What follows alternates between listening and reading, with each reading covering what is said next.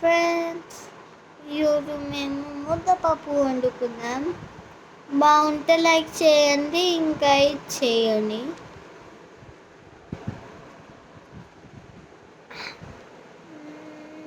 చాలా బాగుంది.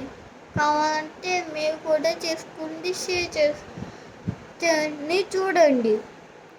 ఫస్ట్ మనం ఎర్రకాయ పప్పులు వేయాలి. తర్వాత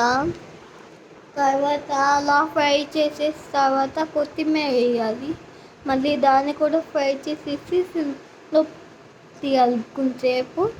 తర్వాత మళ్ళీ ఉల్లిపాయలు వేసి మళ్ళీ ఫ్రై చేసి మళ్ళీ పెట్టేయాలి సిమ్లో.